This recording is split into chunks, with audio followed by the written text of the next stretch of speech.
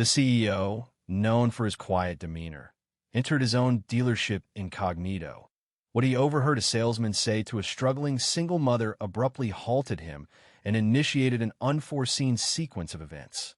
Derek Belton appeared unremarkable, certainly not the person who authorized salaries for 137 employees. He wasn't wearing a blazer, didn't carry a briefcase, and he arrived without a driver. That morning, he wore faded Levi's, well-worn sneakers, and a Tennessee Titans cap shading his face. He would be unrecognizable, even to the regional manager he had dined with 2 Fridays prior. He parked his black 2011 Honda Accord a short distance away. It wasn't a necessity. He possessed the means for a garage full of luxury vehicles. However, today was not about displays of wealth.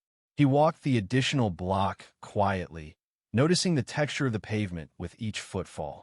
As the dealership appeared, the signage, crisp and prominent, displaying Belton Auto Group across the glass, caused him to hesitate. His name. But what was happening beneath the surface? The concerns had initially surfaced as quiet remarks.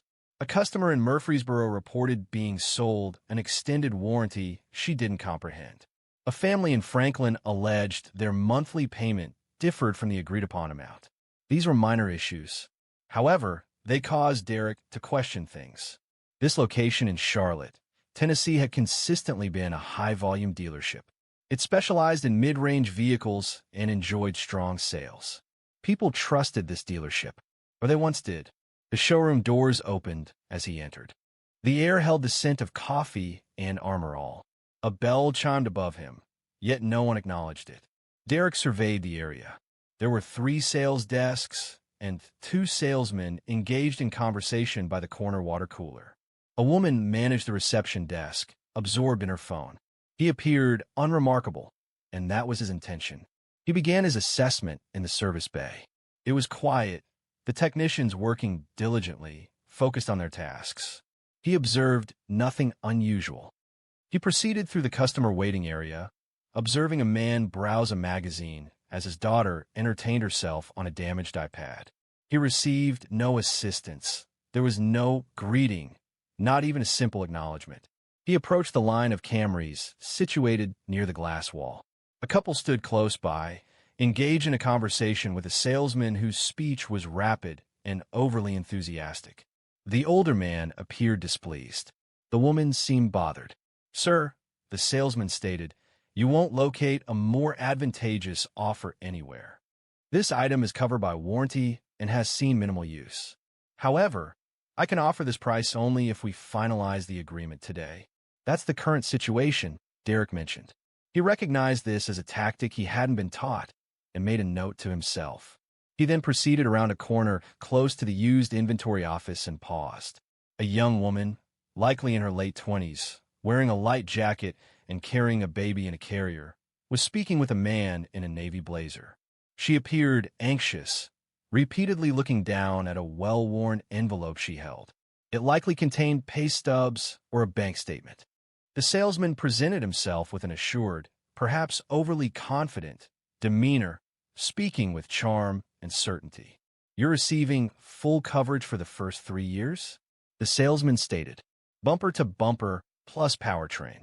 If anything breaks, even the air conditioning, it's covered." That was inaccurate. And the $895 fee I referenced, that's standard practice. We apply that to all our transactions. It covers a comprehensive pre-delivery inspection, interior cleaning, and anti-theft VIN etching. Derek paused.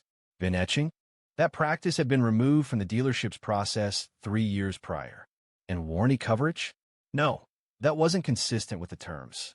He had personally revised those contracts to ensure greater honesty and transparency.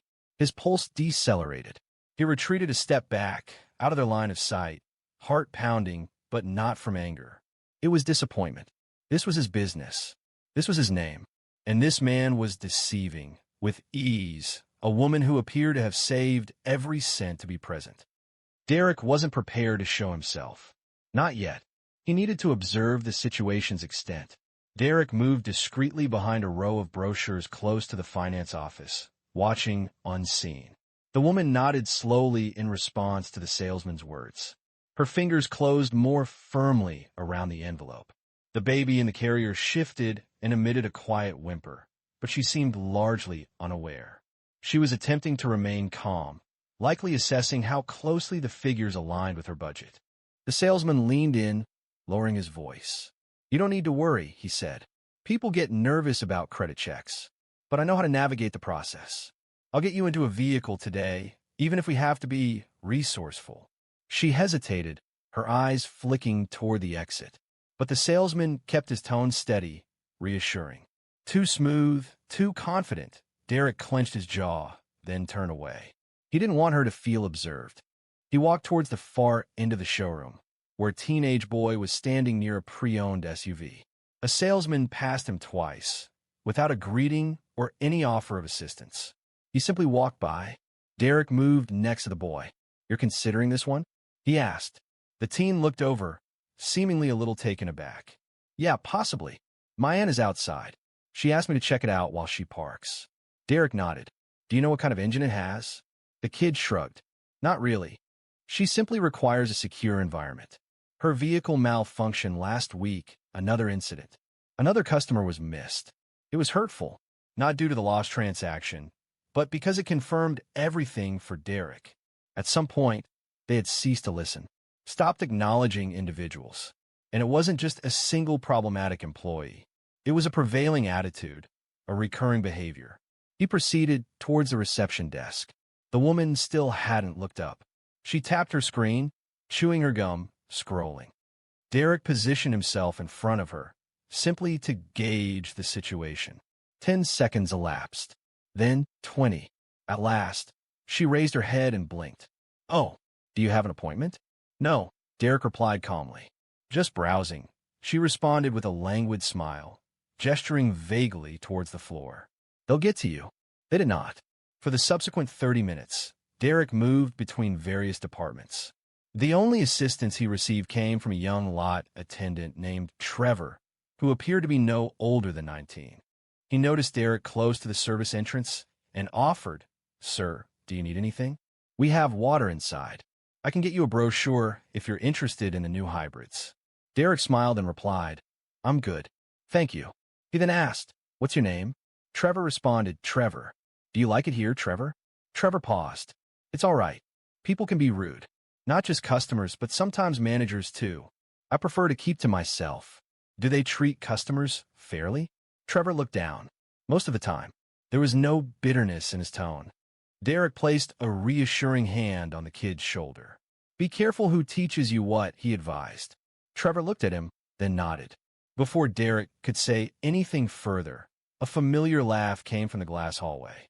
Brent Collar, the salesman, was now leading the young mother toward a side office.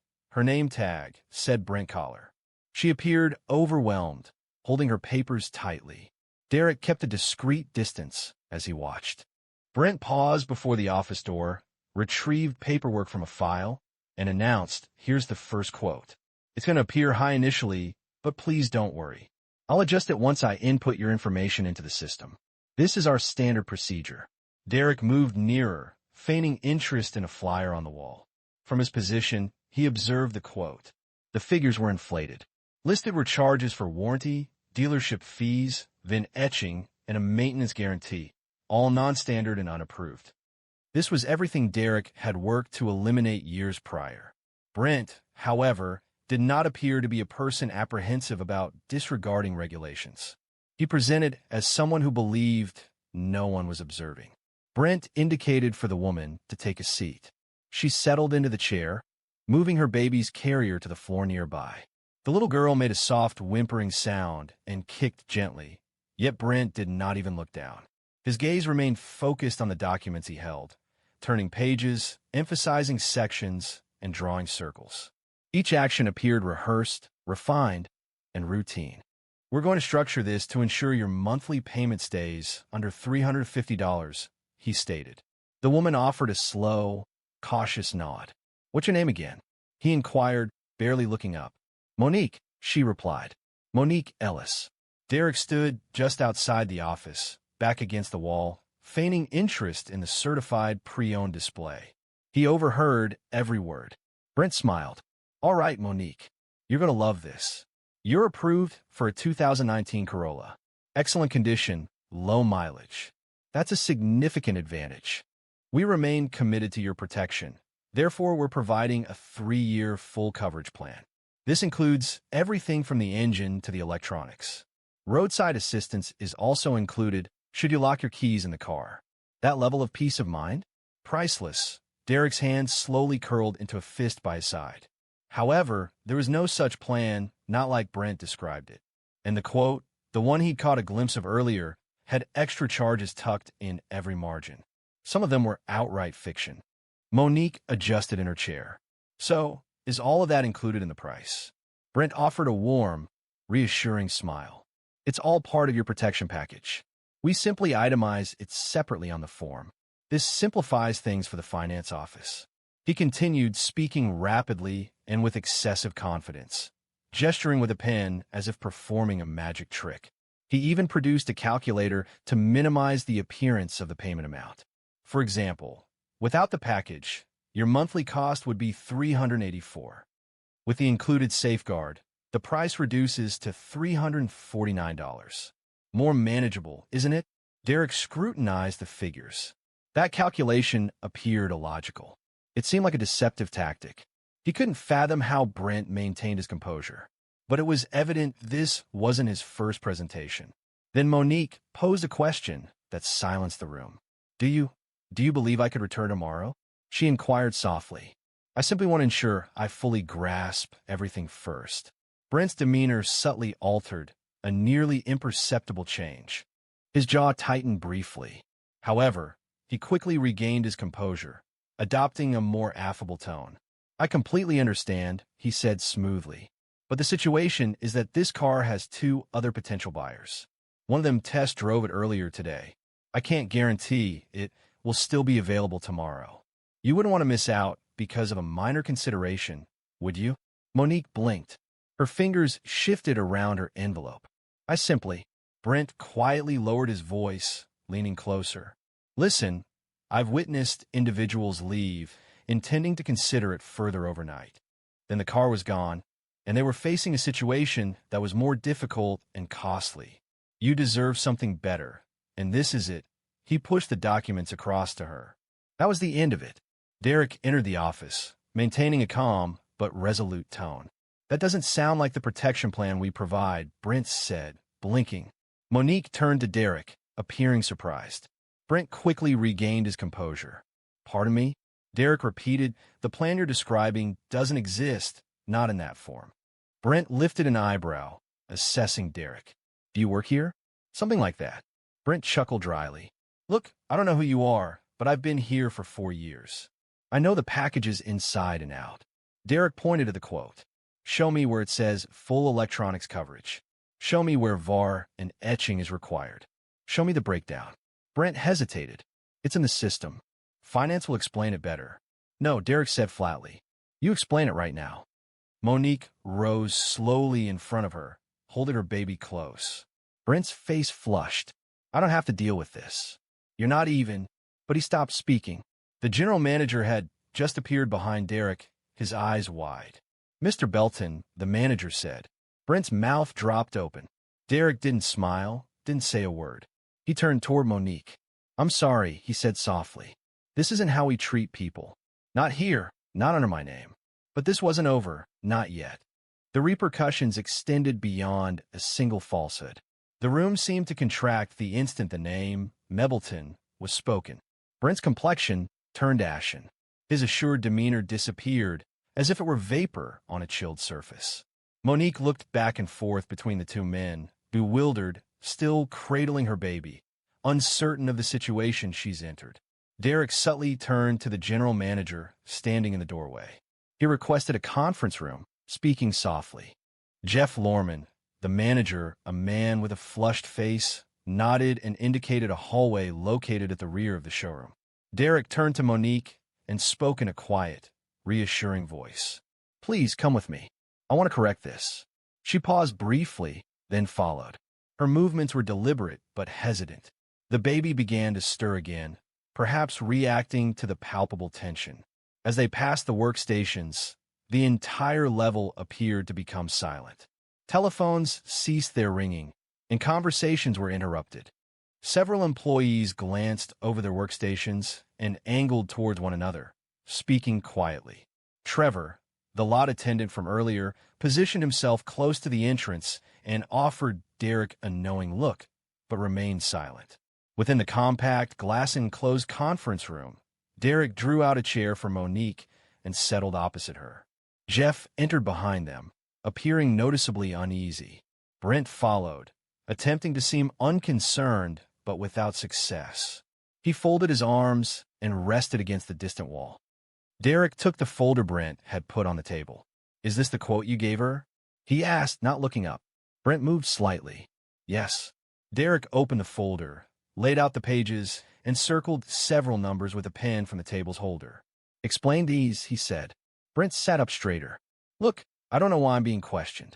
"Explain them." Brent paused. He looked at Jeff, hoping for support, but Jeff avoided his gaze. "I mean, those are standard charges. Everyone includes them. Do you have documentation showing these fees were authorized?" Derek inquired. "They should be in the system." "No, they aren't," Derek replied, his voice gaining strength. "I was involved in revising the system. That VIN etching fee? It was discontinued in 2021. Powertrain coverage? It's limited to 5 years, not the comprehensive coverage you advertised. You added more than $2,000 in fabricated fees to a customer who came here simply trying to purchase a secure vehicle for her baby." Monique's hands trembled a little as she listened, but she did not speak. Her gaze remained on the document. "You stated the payment would be $349, Dara proceeded. "That is achievable only if she provides a down payment you failed to disclose. Furthermore, the interest rate you presented to her is inflated by a minimum of 2.5%. You are not just misleading Brent, you are being dishonest." Brent moved away from the wall and straightened. "I have consistently met my quarterly goals. Customers leave satisfied. I understand sales, all right?" Derek moved closer. "You know how to apply undue influence. A distinction exists." Jeff finally spoke. "Derek, I didn't know he was doing all that, I swear. We've been busy and the numbers have been good." "That's exactly the problem," Derek interjected. "You cared about the numbers, I cared about the people." Monique rose then, slowly, her face flushed with embarrassment and anger. "I thought this was a good place," she said quietly. "I really thought this was different." Derek turned to her. "It was supposed to be, and I'm sorry it wasn't." He reached into his back pocket, retrieved his wallet, and produced a card. "This is my direct line. I will personally ensure you receive a fair deal. If you desire the car, you'll obtain it at the correct price, free of unnecessary complications." She accepted the card deliberately. "Thank you," she said. "We'll have someone else manage the paperwork," Derek added. "Someone who doesn't fabricate figures." Brent's arms fell to his sides. "Clean out your desk," Derek stated, rising. "You are terminated here." There was no room for discussion. You were aware of that, yet disregarded it. Brent didn't object further. He left abruptly, speaking quietly to himself. No one pursued him. Derek addressed Jeff. "We aren't finished talking either," he stated. "I'll see you in your office in 10. Subsequently, he held the door for Monique and guided her back towards the lobby. People glanced around. Conversations began anew, subdued and apprehensive. Derek remained silent until they arrived at the reception desk. He regarded the woman seated there. "Did you greet her upon her arrival?" The receptionist hesitated, then swallowed. "I don't recall." Derek slowly shook his head. "Begin to recall, or begin searching." However, dismissing a single employee wouldn't resolve the underlying issues. Derek recognized that a cultural shift was necessary, or the company would decline from within. Derek was seated alone in Jeff Lorman's office, gazing out at the dealership floor through the blinds. A heavy silence filled the room. From behind the closed door, the usual showroom sounds had resumed. The usual sounds filled the office: casual chatter, the click of footsteps on tile, and ringing phones. However, a new feeling now permeated the atmosphere, a sense of unease. He glanced up as Jeff entered, his movements uncertain. The man appeared diminished, as if suddenly aware of his oversight. Jeff took a seat without prompting. I was unaware, he said softly. I truly swear to you, Derek, I wasn't aware Brent was engaging in that activity. But you were aware of something, Derek responded. You knew complaints were increasing. You were aware that deals were becoming more competitive. You were also aware that customer satisfaction scores decreased last quarter, and you attributed it to the surveys used. Jeff remained silent. Derek moved forward, resting his elbows on the desk. What happened to what we created here?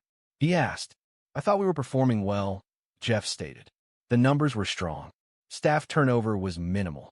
I assumed perhaps the industry simply shifted slightly. The industry didn't shift, Derek responded, maintaining a calm tone. We did. We lost sight of why people initially came here. We ceased prioritizing customer relationships and began focusing on achieving sales targets. Jeff sighed, massaging his face. So what's the plan? We need a thorough overhaul, Derek stated. And that extends beyond dismissing Brent. I require a review of every transaction from the past 90 days. Reimburse any clients where the terms weren't transparently conveyed. Furthermore, I want individual meetings with each salesperson. I need to understand their training processes, the priorities they receive, and to identify anyone else who believes it's acceptable to deceive customers with a friendly demeanor. Jeff acknowledged slowly. And one more thing, Derek added, I want Trevor in my office next week. Jeff blinked. The lot kid? Derek replied, yeah, he's one of the only ones who looked a customer in the eye today. That matters. A knock at the door interrupted them. The receptionist appeared, visibly nervous. Mr. Belton, the customer, Monique Ellis, is still in the lounge, she said. She said she's waiting for her ride. Derek stood. Please get her a bottle of water and offer her a seat in the private lounge, away from the plastic chairs near the vending machine. Make sure she feels valued. The receptionist acknowledged promptly and went to attend to the request. Derek returned to the showroom. Several employees glanced up, but there was no conversation. Some consciously avoided eye contact. Monique was situated in the far corner, her baby now asleep in the carrier beside her.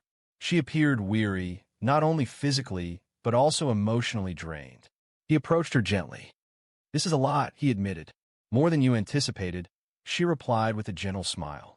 I've faced tougher situations, he stated. I understand that, but you shouldn't have had to experience this, she said, shrugging. People deceive me frequently. It happens at work, in shops, and even at the clinic. I'm accustomed to it. That comment resonated more deeply than he anticipated. You shouldn't be exposed to that, and certainly not here. That's my responsibility. She then focused on him, truly observing him. Why did you come in today? Why are you dressed like that? Derek offered a soft smile. She stifled a quiet chuckle, noting people rarely shared the full truth with the man in the suit. He then presented her with a small folder. If you're still interested in that car, these are the accurate figures. There are no hidden details. I had our finance manager verify them directly. Furthermore, we've included a year of service maintenance at no cost. Her eyebrows rose in surprise. Why? He replied, because someone needs to remind this place of its values.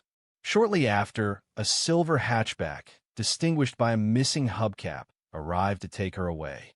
Her sister signaled from the driver's seat. Monique rose, corrected the carrier, and glanced back at Derek. Don't let them ruin what you built, she said. I won't, he replied. She exited without a backward look. But restoring Monique's confidence was not the only task. It involved rebuilding the confidence of every person who had ever entered those doors. Derek returned 3 days later. This time, there was no disguise, no cap, no jeans. He was dressed in a tailored navy suit and entered through the front doors as if he belonged. And in truth, he did. This wasn't intended as a display of dominance. It was a matter of responsibility. The entire staff had received notification that morning. Scheduled meetings were canceled, and phone lines were redirected to voicemail.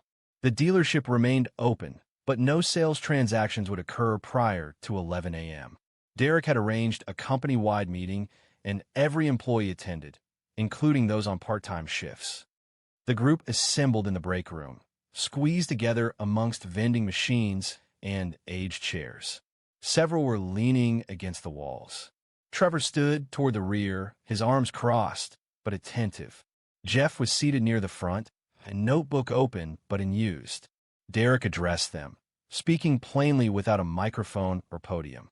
I established this company in 2004, he began, not through investors or a franchise agreement, but with a used car lot situated behind a barbecue joint in Murfreesboro. During the first week, I sold 3 cars, personally washing each one. Some individuals quietly expressed amusement. At that time, I wasn't sure if I would succeed, but I possessed 2 valuable assets: my reputation and my commitment to honesty.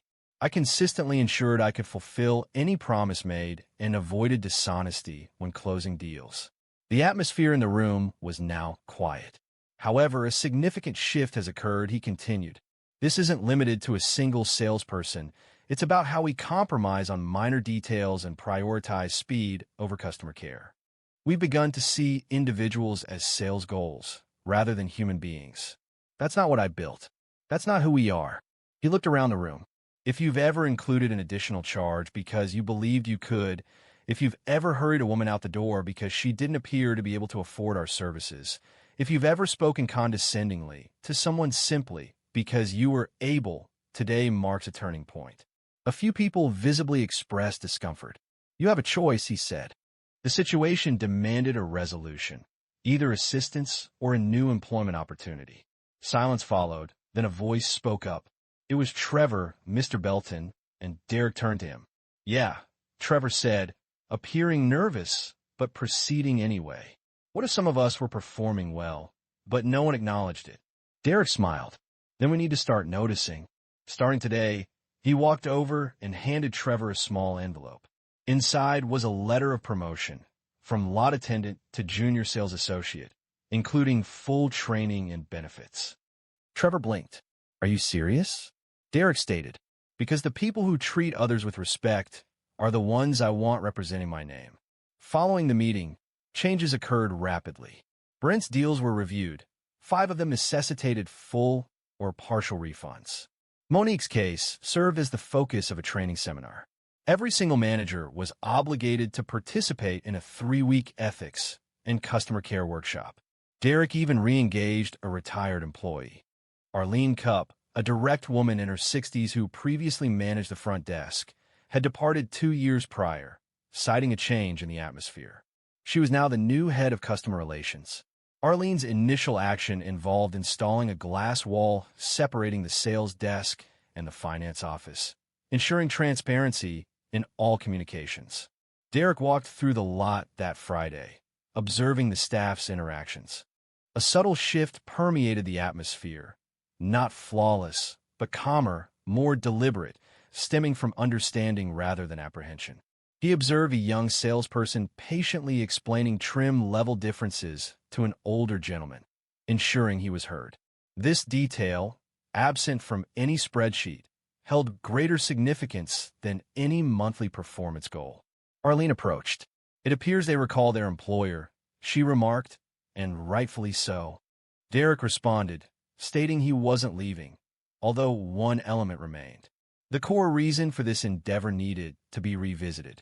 That Sunday morning, Derek was seated on the porch of his mother's former residence in Jackson, Tennessee. The sun had just begun to rise, and the air retained the stillness of the early hours. He took his coffee slowly, looking out at the yard he previously mowed every Saturday during his teenage years. Years had passed since her passing, yet the atmosphere of the place remained unchanged. Now, it belonged to him, recollection solidified in brick and wood. He retrieved a photograph from his jacket pocket, the image faded with curled edges. The picture showed him, no older than 10, standing next to his mother before a dull, rust-colored Oldsmobile. Her smile was broad and proud, not due to the car's newness as it wasn't, but because it was hers. That marked the day she purchased her first vehicle independently. He recalled how she, a nurse, managed without a co-signer or assistance, relying solely on her paycheck and a salesman who painstakingly explained each document before she signed. Derek remembered her meticulously verifying every detail. He remembered her asking questions, even when her voice wavered, and how the man behind the desk never made her feel inadequate for doing so. He remembered that. And now, decades later, he occupied the man's position behind the desk. He was the man whose name appeared above the showroom. He was the person who influenced every customer's experience upon entering. He looked at the picture once more. That instance profoundly impacted him, teaching him that dignity wasn't something acquired through wealth. It was something inherent, deserved simply by being present and making an effort. The world hadn't been kind to his mother, but on that day, she received recognition, and he carried that with him. Returning to the dealership the following week, Derek requested a new plaque be installed by the entrance. The message stated that we treat each customer as if they were purchasing their first car, demonstrating dignity, patience, and honesty. It wasn't intended for widespread attention or media coverage. The goal was for every employee to read it daily. Trevor read it every morning, first thing. Monique returned a month later to have her car serviced. She entered wearing a hoodie, holding her daughter, and smiled upon seeing Trevor at the desk. "You remember me?" she asked. He smiled in return. "Of course I do. We had her in that silver Corolla, correct?" She affirmed. "She's performing well."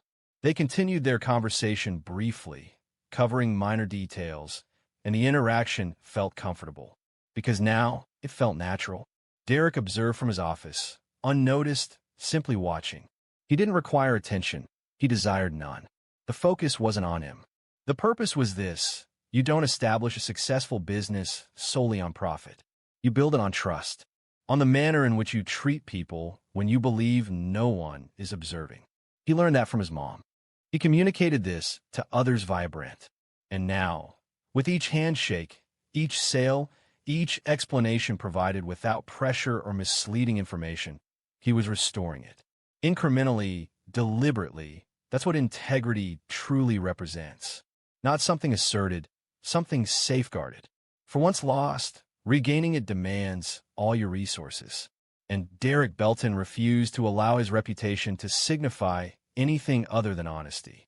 If this story resonated with you personally, if it brought to mind a time you felt disregarded, or a time someone championed you when they weren't obligated to, please subscribe. We have more stories coming that speak to the heart, not just the headline.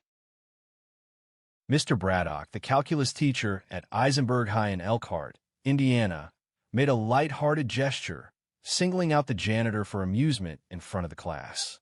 However, when a man calmly approached the board and solved the problem with unexpected skill, the room fell silent, fundamentally altering the school's perception of him. This occurred during fourth period on a Thursday, a typical day at Eisenberg High where students often watch the clock more than the lesson. Mr. Braddock had a certain reputation. Known for his sharp wit, impatience, and sarcastic remarks, he was a figure who evoked tolerance rather than affection. The classroom felt stale. Equations covered the whiteboard. A subtle scent of eraser dust and old sneakers permeated the air. Phones lay hidden beneath desks. A few students feigned attention, while others gazed out the window. Then, an event occurred, altering the classroom's atmosphere dramatically. While Mr. Braddock wrote another derivative on the board, a quiet squeak drifted in from the hallway. The janitor was close by, mopping just outside the classroom with his characteristic slow, steady pace. Braddock stopped speaking, looked toward the door, and gave a slight smile. Suddenly, he turned to the class and indicated the hallway. "Look who's here," he said. "Tell me, do you think you can solve this one?" He struck the board with his marker, mimicking a game show challenge. A ripple of laughter followed, not loud, but the type that makes you subtly adjust your posture, unsure of its appropriateness. Mr. Braddock smiled knowingly. "Come on, Lamar." Lamar Dorsey, a 52-year-old janitor, stood in the hallway, holding his mop. The familiar blue uniform, clean but faded, was on him, displaying L. Dorsey embroidered above his chest pocket. He remained still, showing no reaction. His gaze swept across the room. Then, deliberately, he entered. A mop rested against the wall. Several students straightened. Some anticipated a clever remark or a sudden departure. Perhaps a jest or simply a walkout. However, that didn't happen. Instead, Lamar proceeded to the front of the room. You mind? He inquired quietly, indicating the board with a gesture. Braddock raised his brows. Be my guest. Several phones silently emerged from backpacks. One girl whispered, Is he serious? But nobody interrupted Lamar. He picked up the marker, examined the equation, and paused, not because he was unsure, but as if he were considering something. Intensely, like someone studying a well-known map. He narrowed his eyes slightly. Then he began to write. There was no theatrics, no embellishment, just careful strokes, one line following another. The room became unnervingly quiet. The only sounds were the marker on the whiteboard and a chair creaking as someone leaned forward. Mr. Braddock crossed his arms, observing intently. His expression remained unchanged, though his jaw tightened. Lamar explained the steps aloud, his voice quiet and patient. See, this here's a chain rule problem, but the trick is recognizing the inner function first. Once you isolate that, it becomes a lot cleaner. He moved with the ease of someone experienced, not just with the problem, but with the teaching. His manner was unassuming and not arrogant. He clarified matters straightforwardly, with clarity, as if he's dedicated more effort to instruction than to menial tasks. Upon completion, he secured the marker and retreated. The board displayed meticulous, well-structured work. He addressed Braddock, then the class. That's one approach, he stated. And briefly, stillness reigned. A junior student in the rear murmured. He understood it correctly. Mr. Braddock remained silent. Not instantly. His mouth parted a little, but no words emerged. The silence became more pronounced than any joke he could have delivered. Lamar nodded politely and retreated to the door. He gathered his mop. There was no applause, no self-promotion, only that quiet assurance, as if he hadn't just dramatically altered the room. But as Lamar reached for the chalk, no one anticipated what would follow. No one stirred. For a complete 10 seconds, it felt as though the class had been pulled from a dream and placed into something authentic. The sort of moment that doesn't typically occur in a high school classroom. Lamar Dorsey, known as Mr. Dorsey, was in the process of leaving when a comment was made. Had he just thought that? It was Wes Hanley, a senior seated in the front row, who rarely spoke unless it concerned academic performance. He was completely serious. His eyes were wide with surprise. He glanced back at the board, as if the solution might have altered during a brief moment of closure.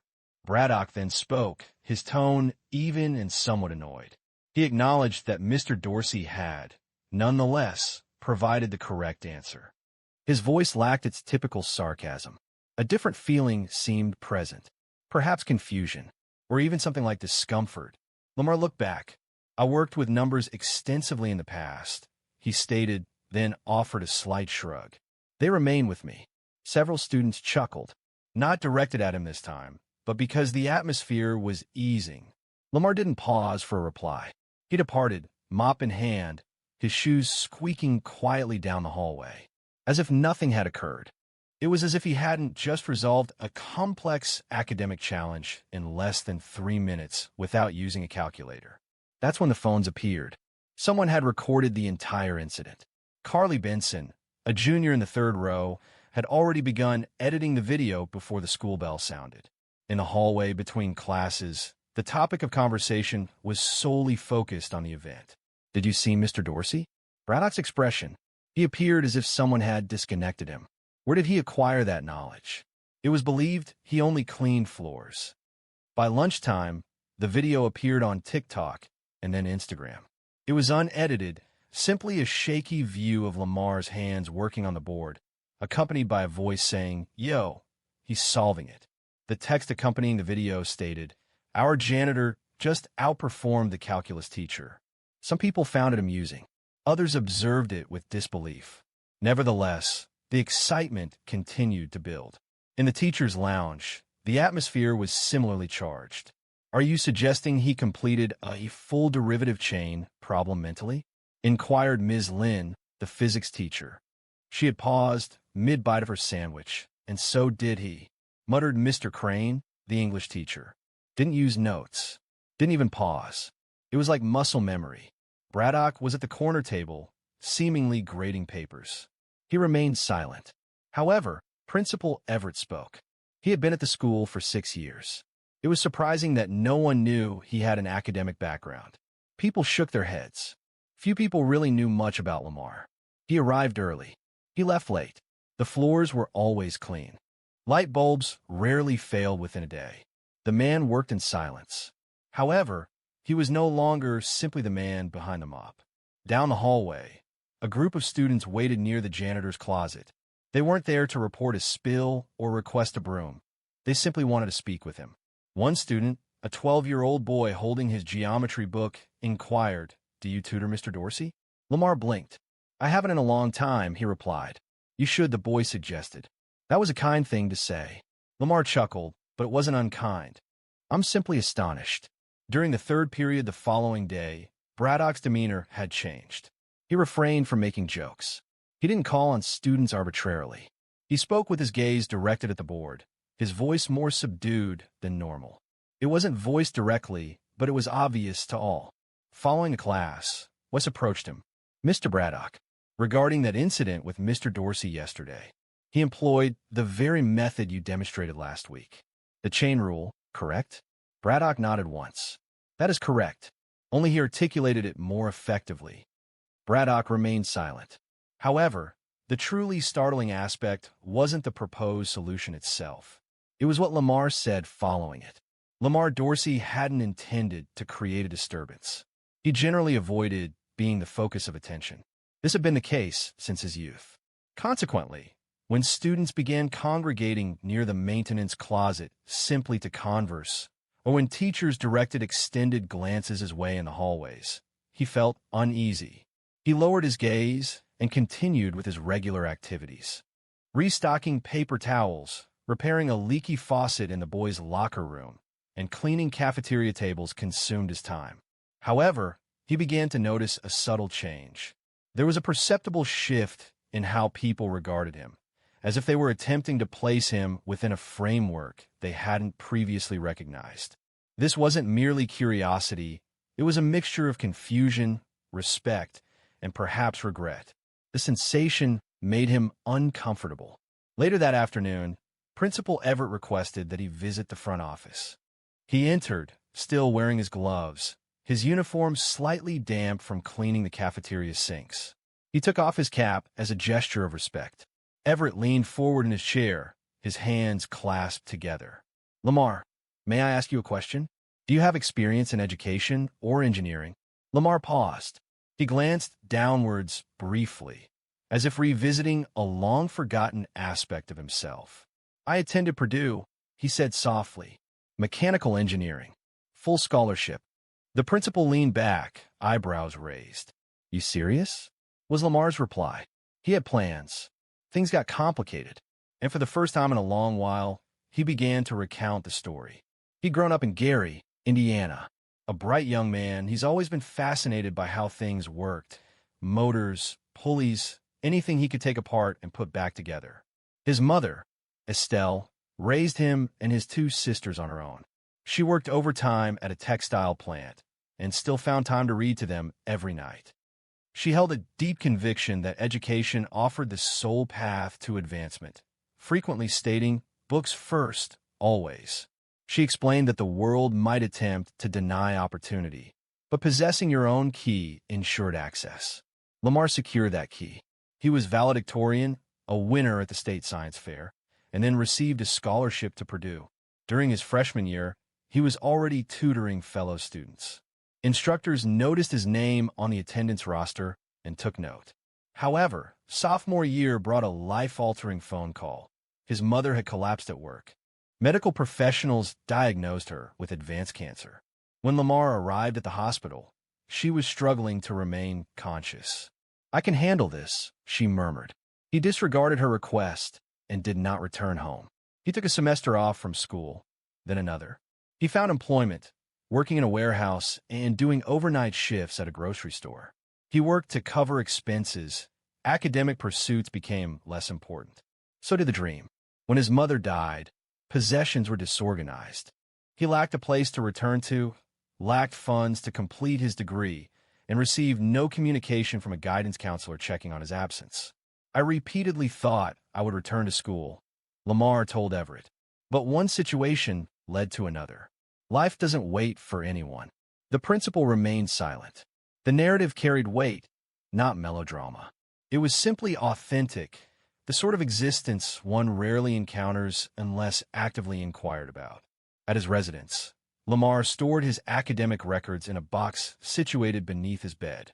He possessed a faded Purdue sweatshirt, an antique calculator, and a photograph of himself and his mother from orientation day. He had not used any of these items, yet he kept them. Now they were being revisited. That evening, he was seated on the rear steps of his modest apartment complex. The sky was dusky, with a stillness punctuated only by the distant murmur of vehicles. He drank tea from a metal thermos and gazed into the distance. It had been years since he's considered calculus. It had been a while since his last tutoring job, before he left school, and now it reappeared, like a familiar face at his door. But a single choice threatened to undo all his efforts. While in college, Lamar had vowed to take a brief respite, stabilize his family situation, and then complete his education successfully. However, life rarely follows plans, particularly those founded on hope. Following his mother's passing, Lamar went back to Gary, attempting to rebuild. His sisters were still in high school, struggling to manage. Bills accumulated on the counter. The landlord demanded rent, and no one from Purdue contacted him to inquire about his disappearance. He accepted any available work. He worked as a stockroom loader, a janitor at a strip mall, and provided overnight security at a shipping yard. Anything that provided sufficient income to pay the electricity bill. His education receded further and further from his immediate concerns. Initially, he would occasionally contact the university to inquire about reapplying and transferring credits. Forms were sent to him. He completed them. However, he didn't mail them. There was always an obstacle. Then came a critical moment. It occurred in late November. A man named Frank Booker, the owner of a flooring company in South Bend, had offered Lamar consistent employment. "You're capable," he stated. "Don't squander your time sweeping floors. I'll personally train you." Lamar felt hopeful again, having a genuine opportunity. However, the day before his start date, his youngest sister, Alana, was involved in a school altercation. A disagreement that quickly worsened. She had injured someone's nose. Expulsion was threatened. Lamar felt compelled to be present. No one else would support her. Consequently, he missed his first day at the flooring job. Frank reassigned the position to another person. And that was the end of it. An opportunity was lost. He relinquished his pursuit of dreams and instead prioritized stability. Years passed indistinctly. He moved from town to town, holding various jobs. He maintained a clean record and avoided legal issues, simply focusing on survival. Quietly. When he reached Elkhart in his early 40s, he wasn't seeking a fresh start. He simply wanted a reliable income. The school district provided benefits. Summers were peaceful. He accepted the janitor position without hesitation. He found it agreeable in his own way. It was predictable. The work was clean. Students left him undisturbed. Teachers offered polite smiles. He didn't anticipate friendship or belonging. He didn't require it. He remained inconspicuous. He cleaned up messes and vanished before the last bell rang. Yet, numbers remained with him. Occasionally, after successfully completing a math course, he would briefly observe the board. He'd see a formula and mentally solve it. It felt akin to muscle memory, a facet of his mind that remained keen even as other aspects succumbed to the weight of habit. He would return home, prepare a simple supper, grilled fish, brown rice, perhaps some carrots, and peruse a vintage engineering book he stored behind the cereal boxes. Just to confirm his abilities. He invariably did. He simply lacked an opportunity to demonstrate them. Then Mr. Braddock addressed him that day. And now, changes were occurring, not only at school, but also within him. He reflected on the students who waited outside his supply closet with questions. He thought about Wes Hanley visiting that morning with a folded piece of paper and saying, "Mr. Dorsey, I attempted to solve that same problem. Could you review it for me?" And Lamar had, with care, methodically. He clarified where Wes had made a mistake without causing embarrassment. Wes smiled when he finally grasped the concept. It wasn't solely a matter of pride. It was about a sense of belonging. That feeling lingered. However, not everyone reacted positively. Braddock, in particular, became unusually reserved. Students observed it. Teachers observed it. The experience of being surpassed by someone he hadn't previously considered a significant figure in front of his class clearly affected him. He didn't respond aggressively. Instead, his responses became more abrupt, his tolerance diminished. Any mention of Lamar in the lounge was swiftly redirected. He was not accustomed to being overshadowed, especially not by someone who had been unknown to him until now. But life held one more surprise, and this one brought him back to mathematics. The video didn't remain within Eisenberg High. It spread beyond. It began with a local student page reposting it, accompanied by the caption, "When your janitor turns out to be smarter than your teacher." Then it appeared on a regional education forum. By the weekend, it had spread across state lines. People online were astonished. They weren't mocking Lamar, they were impressed. He explained it with greater clarity than my college professor. Someone should give this man a classroom and a chalkboard, not a mop. It's a reminder that you never know someone's story. By Monday morning, Lamar had no idea any of this was occurring. He didn't use social media. He still had a flip phone. When he arrived at work, the first thing he did was repair a jammed paper towel dispenser in the girls' bathroom, just like he always did on Mondays. But something felt different. Conversations stopped as he passed. Students nodded, not out of duty, but with an unusual sense of respect. Some even smiled, as if meeting him for the first time. "Hey, Mr. Dorsey," a girl called out as he neared the library. "You're kind of famous now." Lamar chuckled quietly. However, when he rounded the corner, Wes Hamley was there, accompanied by two other students. One held a calculus book. A problem was indicated, marked in pink. "Would you mind going through this with us?" Wes asked. Lamar looked around, seemingly confused. "You got a free period?" Someone inquired. We made time. And so, in the hallway, surrounded by lockers and science fair posters, Lamar sat down on the floor with three teenagers and guided them through a multivariable equation. Step by step, line by line. He didn't lecture them. He engaged with them. It wasn't boisterous or extravagant, but a significant moment unfolded. Further down the hallway, someone recorded the incident. Lamar wasn't informed. He likely would have disapproved. Returning to the office, Principal Everett was speaking with a member of the local school board. Affirming the information, she stated, "Lamar Dorsey. He's been with us for 6 years. No, he's not faculty. He's a custodian." She hesitated, then responded, "Well, I wouldn't describe it as unorthodox. I'd say it was overlooked." Simultaneously, in the teacher's lounge, Braddock was reviewing an email shared by a parent containing a link to the now viral video. He closed the laptop without watching it. That afternoon, Everett called Lamar back in, offered him a seat. Lamar stayed standing. "I've got a request from the board," the principal said. "They want to know if you'd be interested in running an after-school tutoring program. Small group, voluntary, just a trial run." Lamar didn't answer right away. "You be paid, of course," Everett added. "This isn't about changing your existing responsibilities, but rather expanding them." Reflecting on the skills he still possesses, Lamar glanced at his hands. They were calloused, clean, and worn. "I haven't taught in a long time," he stated. "You haven't ceased to know," Everett responded. Lamar raised his gaze. There was no strain evident in the man's tone, only a straightforward suggestion. "I will consider it," he said. That evening, he retrieved the aged cardboard box from beneath his bed. It contained the Purdue sweatshirt, the transcripts, and the orientation photo. He hadn't touched it in years. He spread everything out on the table.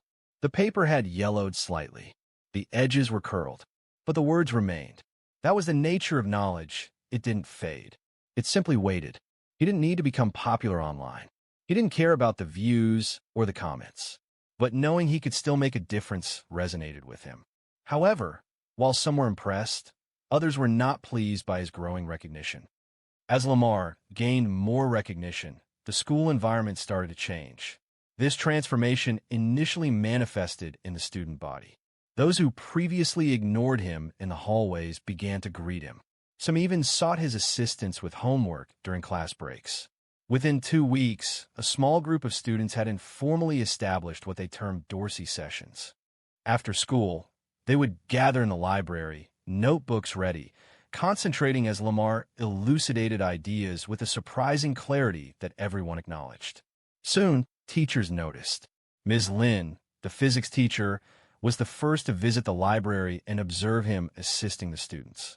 "You possess a talent," she remarked gently, "and it's not limited to calculations." However, not all reactions were positive. Mr. Braddock had remained silent regarding Lamar since the initial event. Within the teacher's lounge, he presented an outward appearance of normalcy. However, his silences betrayed a lingering bitterness. His speech was concise and abrupt. He avoided direct eye contact with Lamar and never referenced calculus. During a parent-teacher meeting, when Lamar's increasing impact on the students was discussed, Braddock stated, "It's good they're interested in math. Let's just make sure we don't blur the line between instruction and inspiration." While seemingly courteous, the underlying tone was unmistakable to everyone present. The principal didn't ignore the situation. He summoned Braddock to his office one morning and explained the issue directly. "I know it was difficult," Everett remarked, "but Lamar didn't shame you. He motivated them," Braddock conceded, adjusting in his chair. "He may lack formal credentials, but he's educated significantly more than we initially understood. And crucially, he's connecting with students in a manner that we haven't been able to." Braddock started to speak, then stopped. There was little to add. Lamar continued with his established schedule. He didn't request an official position. He didn't desire any preferential consideration. However, when Principal Harding suggested a small payment to continue the tutoring sessions, he agreed. The motivation wasn't financial, it simply felt appropriate. Consequently, he began carrying a small binder. Within it were pages of problems, blank worksheets, and notes he'd written by hand. During breaks, he'd sit in the back corner of the cafeteria and jot down formulas from memory, sometimes acknowledging a student who'd call out, "Hey, Mr. D." One afternoon, Carly, the student who filmed the original clip, approached him near the vending machines. "Did you ever want to be a teacher?" she asked. Lamar paused before replying. "I want to build things. Teach later, maybe, but life had different ideas." Carly responded, handing him a new mechanical pencil. "I think you're doing both now." He smiled. "Thank you." However, beneath this pleasantness, there was underlying tension. Some parents had begun contacting the school. While the response was largely positive, a single, anonymous concern reached the board. The question raised was whether it was appropriate for a janitor to tutor students within the school. Concerns were also voiced regarding his certification and background checks for instruction. Everett addressed the matter promptly. He is a district employee and has not acted inappropriately. It was suggested that if genuine concern was the driver, a direct conversation with me would have occurred. He did not inform Lamar about the complaint. Nevertheless, Lamar sensed a subtle tension present. Some individuals seemed unsure how to perceive him now that he no longer blended into the periphery. Then, one afternoon, Braddock took an unexpected action. He entered the library during one of Lamar's tutoring sessions. He observed silently from a distance as Lamar explained integrals to a group of 4 students. After roughly 10 minutes, he approached. "Do you mind if I sit in?" Braddock inquired. Lamar looked up. His expression remained unchanged. He gestured toward a chair. The students laughed, just enough to lighten the moment. Braddock smirked. For once, it wasn't mean. They sat together that day, saying little, but it was a start. Lamar Dorsey wasn't interested in titles. He had something else in mind. It wasn't about proving anything anymore. For Lamar Dorsey, standing at the whiteboard in the library with students gathered around, it was never about redemption or revenge. He wasn't trying to impress anyone. He didn't seek recognition. He simply showed up for them, the kids, the ones who reminded him of the boy he once was. Every Tuesday and Thursday, right after the final bell, that corner of the library filled with chatter, questions, scribbled notes, and wide eyes as Lamar walked students through math problems they once feared. Not because he possessed all the answers, but because he helped them believe they could discover those answers themselves. That's what mattered. Isaiah, a freshman who previously struggled with algebra last semester, is now confidently solving quadratic equations. Tasha, who once disliked math, is now conducting brief study groups on weekends for her cousins, utilizing notes from Lamar. Lamar didn't lecture from the front of the room like a conventional teacher. Instead, he sat alongside his students, engaged in conversation, and posed questions before providing answers. Consequently, an increasing number of teachers began visiting. They weren't there to monitor, but simply to observe his methods. Ms. Lin inquired about utilizing some of his explanations in her class. Coach Rivera asked if Lamar would assist in establishing a summer preparation group for incoming freshmen. Even Braddock, typically hesitant and prideful, began visiting frequently. While not every day, he visited often enough. He would quietly suggest a couple of additional problems and eventually started offering words of encouragement to the students. The sharpness in his voice lessened. A change occurred within him, softening his demeanor. During one tutoring session, Braddock stayed behind after the students had departed. "You know," he remarked, glancing at the board, "I once believed this position conferred significance upon me. That teaching provided authority." Lamar remained silent. "But you're showing me what it truly involves, consistently being present and ensuring that each moment has value." Lamar simply nodded in agreement. Everyone occasionally strays from their path. He was not one to bear resentment. He had no need to. Principal Everett summoned him again a month later. A suggestion was put forward to establish his sessions as a non-credit elective class next semester, designed for enrichment and to build students' confidence. Everett cautioned that we would need to navigate some administrative processes. Lamar responded, shaking his head gently, and stated that he appreciated the offer but did not require the formal recognition. He preferred to maintain a simple approach, encouraging attendance based on genuine interest rather than a fixed schedule. Everett agreed, nodding, and assured him that they would provide support in any way possible. News of his efforts extended past the school district. A reporter from a local news outlet visited to conduct an interview. Lamar chose to keep his comments brief, avoiding sensationalism and self-promotion. "I'm simply demonstrating what they already possess," he stated. "Sometimes it requires a bit of time to recognize it." In the spring, Eisenberg High held its yearly student showcase, featuring science projects, art displays, and choir performances. In one corner of the gym, a booth called Dorsey's Table showcased student reflections on math, life, and confidence. Many students wrote about how Lamar had helped them discover more about themselves. This wasn't because he provided answers, but because he listened and showed belief. By the end of the night, people had stopped asking, "Is he the janitor?" Instead, they were saying, "That's Mr. Dorsey." He didn't wear a suit. He didn't give a speech. He stood near the table, smiled, and expressed gratitude to the students who approached. Afterwards that evening, returning to his apartment, he retrieved the well-worn Purdue sweatshirt from the box beneath his bed. He refrained from wearing it. Instead, he folded it carefully, placed it inside a fresh storage container, and added a file containing student thank-you notes alongside it. He understood that legacy isn't defined by positions. It's about the impact you create in others. He didn't require completing school to instruct. He didn't need a degree to guide. He simply needed to be present each day and demonstrate genuine care. And that's precisely what he intended to continue. Thank you for hearing Lamar's story. If it resonated with you, if it brought to mind someone you may have underestimated or someone who offered you support, please subscribe and share it with someone who could benefit from it. Because sometimes the most brilliant intellects reside in the most unassuming environments. A man struck a 53-year-old woman on public transit, mistakenly believing she was alone and vulnerable. He was unaware that her husband held the position of the most respected officer in town. It had been a challenging day, characterized by delays and setbacks.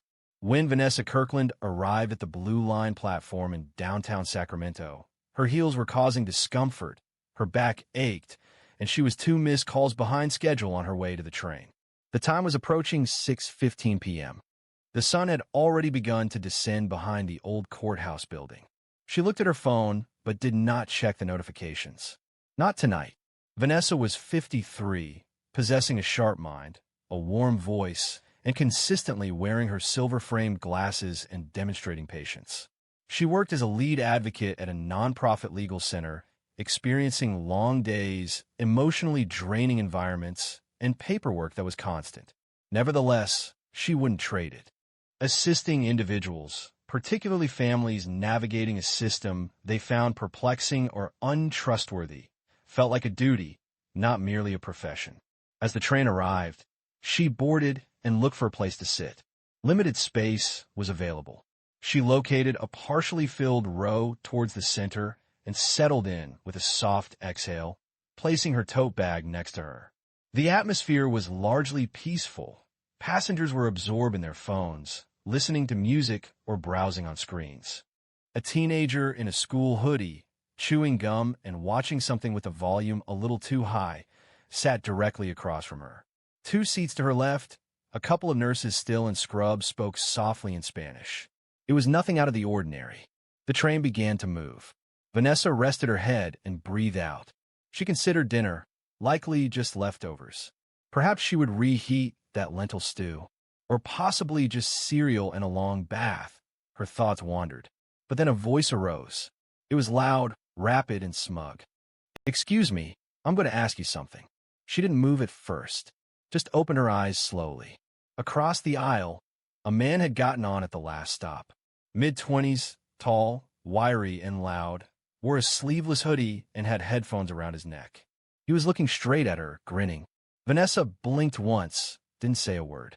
He leaned a little closer. "I'm serious. You're sitting up here as if you're running for mayor."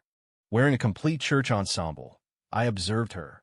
A nearby teenager chuckled softly. The man visibly straightened, seeming to relish the attention. "You must be going somewhere important, ma'am," he stated. She remained silent. Adjusting her glasses, she maintained a dignified posture and subtly turned her head toward the window. However, he wasn't finished. He began pacing with deliberate, measured steps down the aisle, gesturing at various passengers. "People like her," he declared, "always act as if they are superior. Sit straight, avert your gaze, and remain silent." It seemed as though others judged us harshly. People began to notice. A woman near the front briefly looked back before quickly averting her gaze. A young man behind Vanessa subtly reached for his phone. Vanessa felt no surge of panic. Years of practice had taught her to remain composed during confrontations. She recognized this behavior, a display of confidence fueled by the desire for attention. A man who felt more powerful when others appeared diminished. She spoke calmly. "You should take a seat." Her voice was even, neither raised nor trembling, simply resolute. The man paused. He paused, appearing hesitant. Then, he tilted his head. "Oh, are you giving orders now? Do you have a badge or something?" Vanessa remained unmoved. "No, but you're embarrassing yourself in front of a train full of strangers." His smile briefly wavered. Then he moved closer, too close. However, the atmosphere in the car shifted. People were observing now, more than previously. There was tension, certainly, but also a sense of anticipation, as if everyone was awaiting the next development. Vanessa remained still, her gaze fixed on him, her hands resting in her lap. He smirked. "You got a mouth on you. Let's see if you talk like that when I'm a little closer." But he didn't know who he was addressing, and he was about to discover that the hard way. The train rattled forward, cutting through the city as if oblivious to the escalating tension inside Car 7. The man, later identified as Kyle Dunham, aged 26, with a record full of petty nonsense, stood inches from Vanessa now. A subtle aroma of malt liquor and mint gum emanated from his breath. He lowered himself, observing her with the gaze of a child studying a motionless doll, anticipating her to break eye contact first. She remained steadfast. "You're one of those strong, independent types, huh?" He expectorated. "Always got something smart to say when there's people around to protect you. But you on your own now, sweetheart." Vanessa released a barely perceptible sigh, the kind intended to convey disappointment, not weariness. "I'm not on my own," she stated. Kyle surveyed the surroundings with a flourish. "Oh, who has you back, then?" he called out, raising his voice. Does anyone among you want to come and save Grandma over here? He paused. No, I didn't expect so. The word grandma stung more than he anticipated, not because of her age, but because of the implication behind it. It suggested she was diminished, that women aged and became invisible, useless, laughable, something to ridicule, not to honor. Nevertheless, she remained composed. You're embarrassing yourself, she stated gently. That's what bullies do when they are afraid. Kyle appeared startled, freezing in place. How do you know my name? He demanded. Vanessa subtly shifted forward, her voice remaining composed. You mentioned it earlier. On the phone, prior to boarding the train. That was a deception. He denied having done so. But her statement unnerved him, prompting him to question what else she might know. You're crazy, he mumbled. Vanessa turned back toward the window, not in a dismissive manner, but as if he were insignificant. This was the catalyst. Kyle's pride couldn't withstand the rejection. The audience had fallen silent. His performance was unsuccessful, and a bitter expression tightened his features. Finish speaking now? He demanded. All that talking, and now you're afraid? Vanessa remained silent, so he gently nudged her shoulder, a clear indication that this was no longer a verbal exchange. A sharp intake of breath came from the rear of the vehicle immediately. Vanessa raised her gaze slowly, maintaining her composure and silence. Kyle, she stated, this is your final opportunity to take a seat and depart with some measure of self-respect. Kyle's thoughts had vanished. He was consumed by anger. Humiliated, vulnerable, and needing to regain command, he struck her. The sound was distinct, a smack of skin against skin. Her glasses moved slightly. Her head tilted a little due to the impact. Exclamations arose, escalating into a commotion. People stood up. Phones appeared. A voice called out from the rear. Vanessa simply blinked, then remained still. She carefully straightened her glasses, neatly arranged a strand of hair behind her ear, then fixed her gaze directly upon him. You have just committed a significant error. Kyle hesitated briefly, his hands still raised, his breathing now shallow. Who do you think you are? He asked, his voice softer. She inclined her head. You'll find out soon enough. Two rose back. The young man who had been quietly recording rose and walked to the rear of the car. He had observed something in her eyes, something unyielding, not fearful. It prompted his movement. A voice murmured, She's important. I believe she's someone. Another voice followed. Is that the chief's wife? That's the police chief's wife. And now Kyle was hearing the murmur. What? He said. No one answered, but the mood in the car shifted. It had gone from outrage to recognition. This wasn't just a woman on a train anymore. This was somebody. Vanessa stayed still. Her cheek stung. Her hand trembled just a little in her lap. But she didn't let it show. Instead, she reached for her phone, opened a text, typed 5 words, call me when you can. Sent. She glanced upward, not toward Kyle, but at the doors. The train was one stop from Curtis Park Station, and that was the extent of his remaining time. Curtis Park Station was less than 2 minutes away now. But for all those inside the train car, time began to lengthen. No one was speaking anymore. Not genuinely. There were hushed tones, murmurs, yes. But the atmosphere had changed, becoming concentrated and oppressive. Kyle sensed it. He disliked it. He positioned himself in the middle of the aisle, as if he had something yet to demonstrate. His gaze now moved frequently, scanning the passengers who avoided eye contact. He observed those recording, resenting their lack of laughter. They weren't fearful of him, either. Not anymore. Man, you're tripping, he mumbled. She started it, trying to appear superior. No one reacted. Across from him, Vanessa had repositioned her tote onto her lap. Her fingers were clenched around the straps, her thumb rhythmically stroking a small stitched detail. She felt no fear. However, anger simmered within her. A quiet anger, an anger that held back, an anger that was justified. Her skin still felt hot. The mark of his hand remained visible. She refrained from touching it. Maintaining a composed stance, she kept her shoulders straight. She was aware of the scrutiny, not only from those with phones, but also from the observant individuals who had witnessed similar incidents and felt powerless. Now, their attention was on her. and so was Kyle's. "You think you're better than me," he hissed suddenly. "That's what this is. You people always act like you're too good." Vanessa finally looked at him. Her voice was low. "I don't think I'm better than you. I think you're making choices you're going to regret." "You threatening me?" He shot back. "No," she said. "I'm warning you. There's a difference." The train gave a mechanical groan as it began slowing into Curtis Park. The lights flickered once overhead. Kyle turned toward the door, fidgeting. A woman 2 seats down whispered something to her boyfriend. He nodded subtly, moved his hand into his jacket pocket, a badge, an off-duty officer merely awaiting the signal. And then Kyle turned back one last time. "You ain't nothing but a loudmouth in a skirt," he spat. "Nobody gonna save you." And with that, he reared his hand back again. But this time someone moved. Not Vanessa, not the off-duty cop.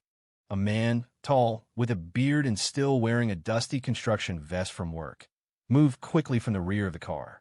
He seized Kyle's wrist as he started to swing and pulled it down forcefully. "Try that again, and I'll break your arm," the man stated, his voice calm but menacing. Kyle attempted to free himself, but was unable to. The man's grip was stronger and more resolute. "Finished?" he inquired.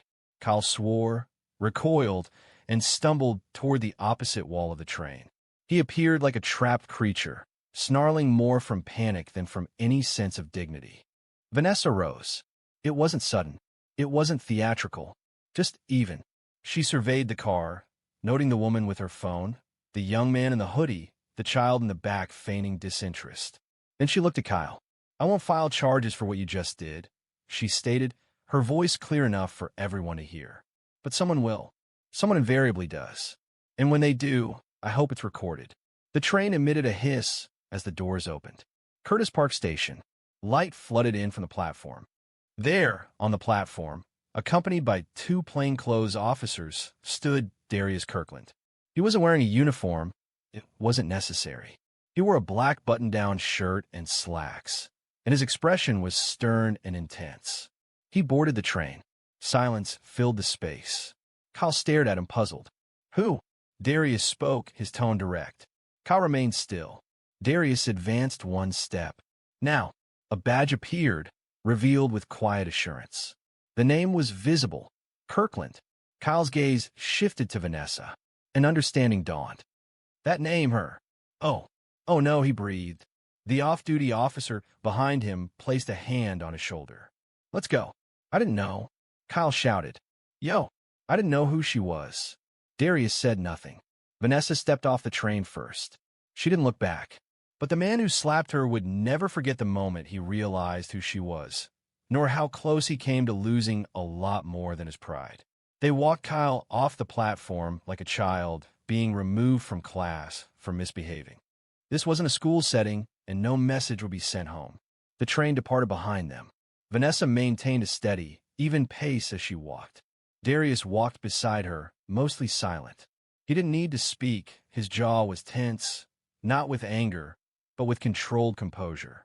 Years of policing had shown him the value of knowing when to speak and when silence was more impactful. Behind them, Kyle was guided to a bench close to the platform stairs. He was breathing rapidly, his eyes wide, still processing what had occurred. A plainclothes officer stood close by, observing with little visible emotion. Vanessa reduced her speed and then spoke softly, her voice almost a whisper. "I'm okay." Darius looked at her, his eyes showing a trace of gentleness for the first time since boarding the train. "I know you are," he replied, "but I'm not." He hesitated. "I saw the entire video before I arrived. The initial message I received was from Naomi Simmons. Do you recall her? From Housing Court?" Vanessa gave a single nod. "She witnessed the event as it unfolded, communicating it to me in just 4 words. Is this your wife?" Vanessa released a sigh that mingled amusement and weary comfort. "You should have observed the child in the 3rd row," she remarked. He attempted to disappear the instant that boy began to be noisy, resembling Darren when he would feign sleep to evade tasks. Darius laughed softly. "I long for that boy," she acknowledged, her eyes wandering across the platform. Many people on that train likely recognized this scenario. However, This time, the events unfolded differently. He touched her shoulder gently. "It's because you didn't react," she said. "That alters everything." A few yards behind them, Kyle began to fall apart. Not from guilt, not yet, but from fear. The fog lifted, and the man he slapped was standing nearby, shaking hands with law enforcement, while his own hands were held beneath his thighs, like a child avoiding reprimand. An officer spoke to him, and his reply was abrupt and overly loud.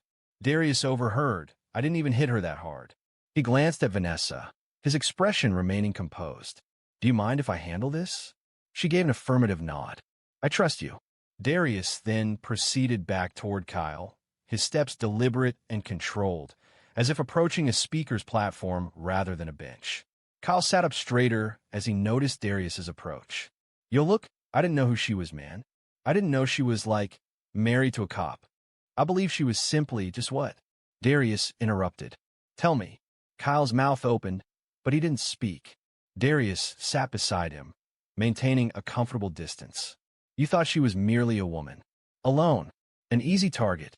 Kyle's lips tightened, seeking an explanation. "She was speaking her mind." "No," Darius responded, his voice calm. "She was demonstrating composure. That's not a common sight, is it? I didn't harm her in that way, though. You made contact with her. You placed your hands on her. Before an audience. Recorded on camera. And then there was another attempt." Kyle scanned the area, as if searching for support. But the platform was empty. There was no one to assist him. No one ever did for people like Vanessa. "That was intentional," Darius stated. "You're fortunate because she's extending understanding that others wouldn't. But don't misinterpret that as a sign of vulnerability."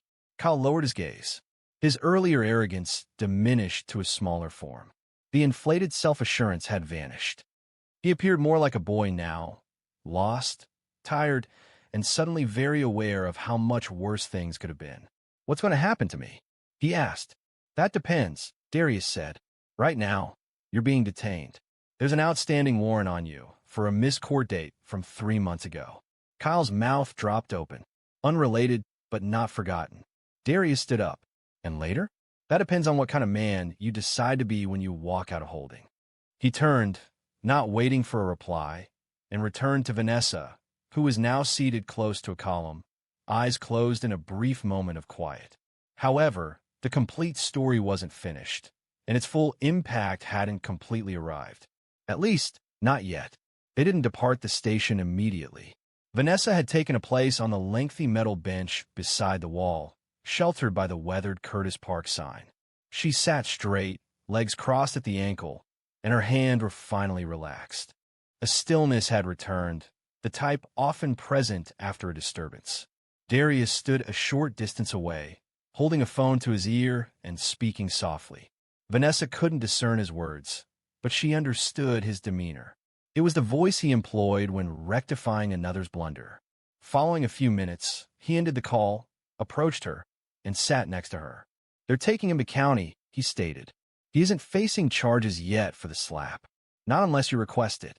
Vanessa remained silent for a moment. She wasn't trying to be elusive.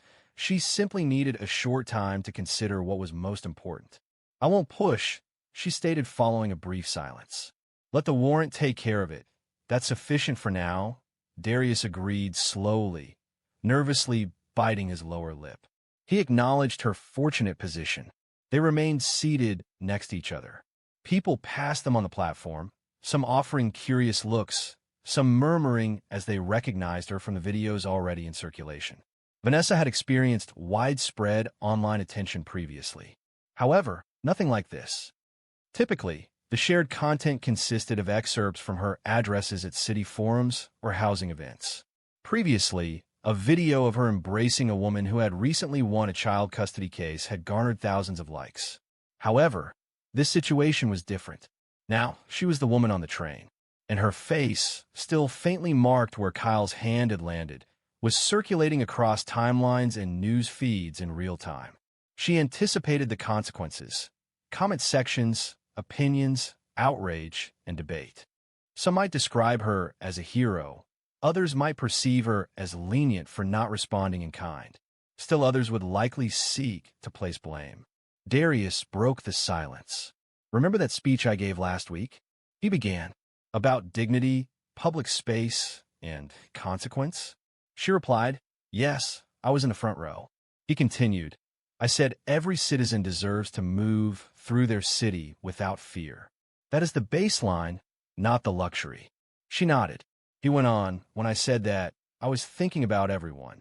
Children walking to school, grandparents catching the bus, teachers, nurses, grocery clerks. I hadn't been thinking about you, she acknowledged. I know, she said gently, and I regret that I hadn't. Vanessa turned to him. Please don't do that. He lowered his gaze.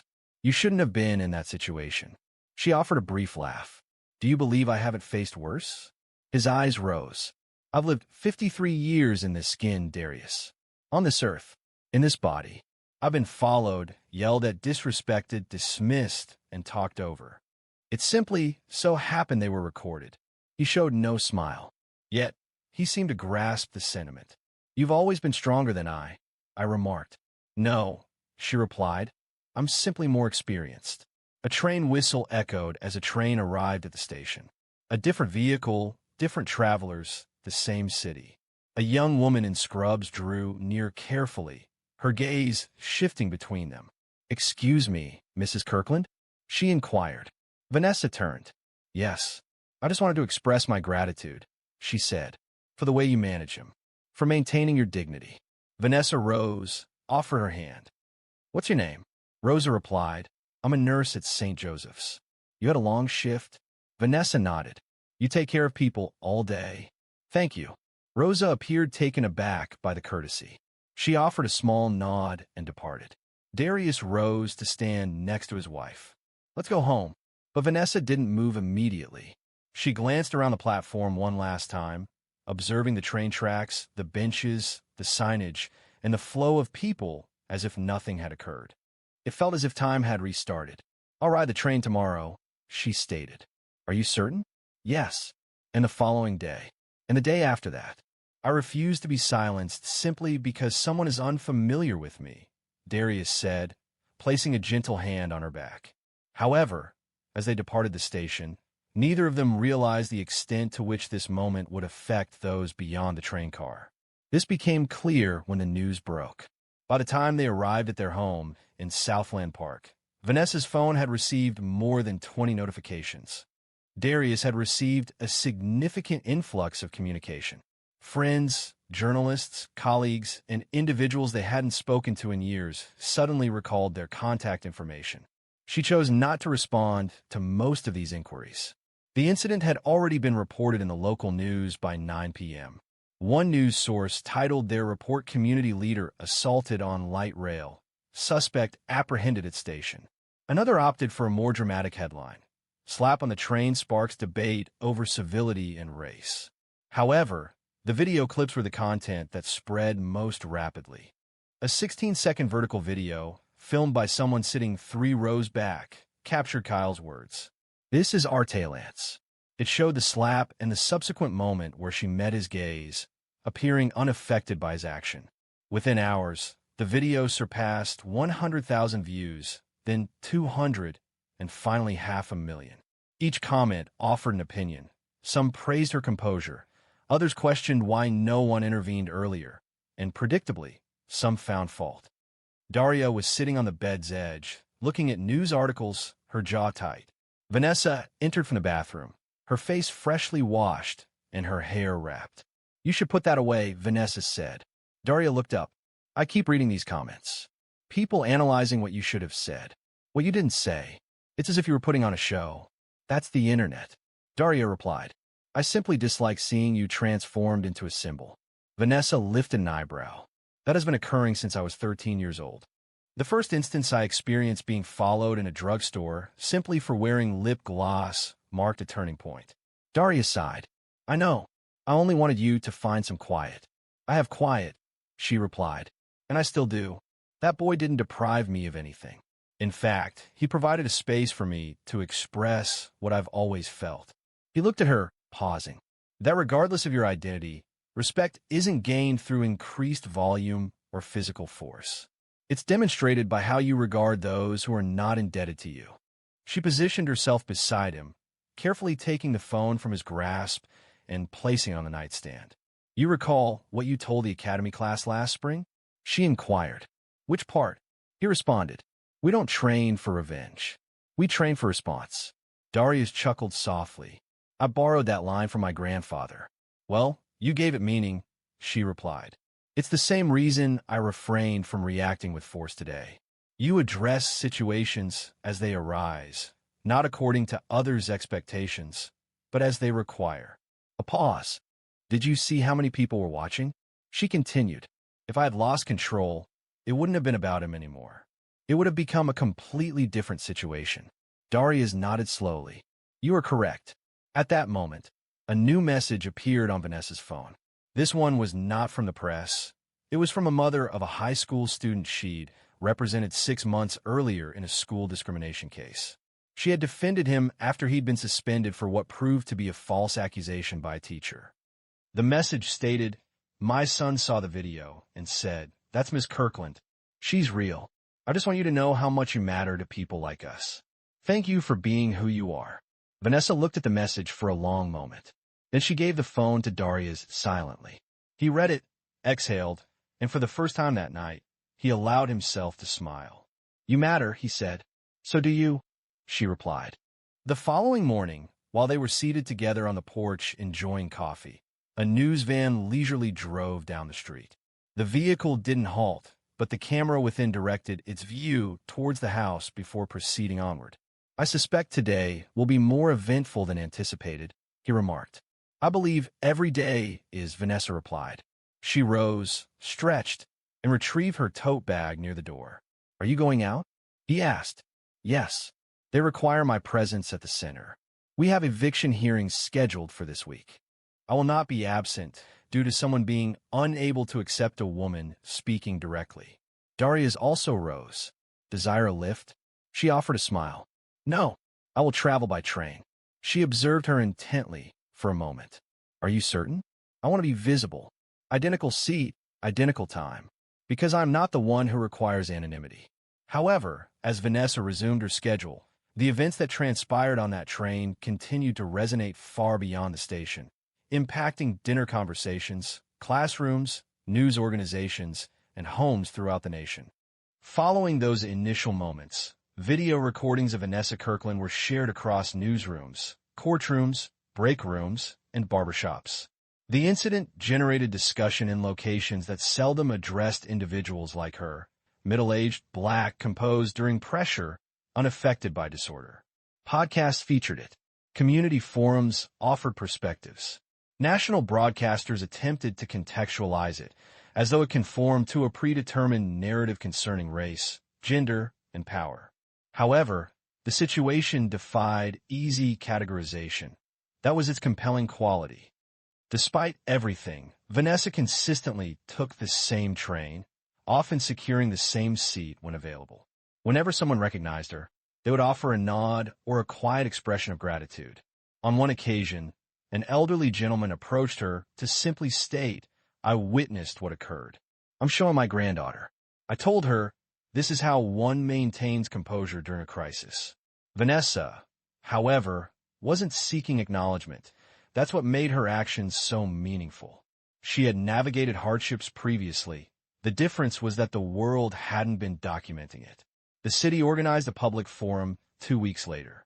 Community safety, transportation, and law enforcement relations were the focus of the meeting. The hall was full. Darius was invited to speak.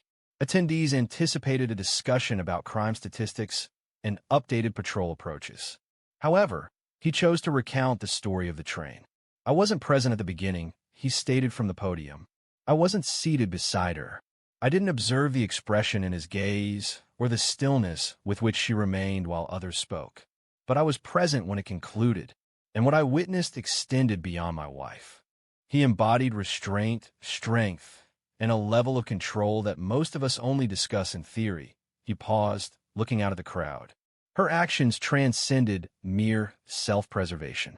She demonstrated that standing your ground doesn't always require physical force. Sometimes it involves maintaining composure when someone is attempting to undermine you. Vanessa remained silent that evening. She was seated in the second row, wearing a navy blazer and black slacks, her hands resting in her lap. Observing, hearing, understanding. Afterward, as they headed back to the vehicle, a young reporter stepped forward. He appeared apprehensive, holding a microphone in one hand and a phone in the other. "Mrs. Kirkland," he began, "do you believe you represent something, given what transpired?" She regarded him. "I am not a symbol," she replied. "I am a woman. I was weary. I was on the train, returning home, and someone believed that entitled them to behave as though I lacked significance, but the manner in which it was addressed. Many are describing it as impactful." She remained composed. "What's impactful," she stated, "is learning how to maintain your composure in a world that persistently attempts to disrupt it." He began to pose another inquiry, but she raised her hand subtly. "That is all," she responded. "Have a good evening." She and Darius departed into the night, and the story, though no longer dominating news coverage, persisted. It resonated in discussions among friends, in classrooms, when instructors utilized it as a practical example. Reflecting on the events, many recalled the emotions they felt witnessing it, prompting introspection about their own responses, their own stillness, and their own sense of self-respect. Kyle Dunham appeared in court 3 days following his arrest. The court referenced his previous charges and imposed a 30-day detention while awaiting further investigation. Vanessa did not attend the court proceedings, stating that she had already expressed what she needed to. The legal center where she worked experienced an increase in support following the incident. Financial support arrived, and individuals registered to volunteer. A few referenced the video, but the majority expressed a desire to contribute to something impactful without needing fanfare. Vanessa Kirkland, in particular, continued her daily train journeys. That train, for better or worse, evolved into a visible representation of dignity and action. In a world often filled with distractions, individuals such as Vanessa Kirkland serve as a reminder of a truth that is often overlooked. True resilience isn't always loud. Occasionally, it remains still, speaks with composure, and stands firm. This isn't driven by a desire to triumph, but a determination to remain present. If this narrative resonated with you, prompted reflection, or evoked thoughts of someone familiar, please share it. Subscribe for further authentic stories similar to this one, highlighting how quiet strength can be more impactful than force and justice can manifest in unexpected ways. Remember, you never know who you might encounter on the train.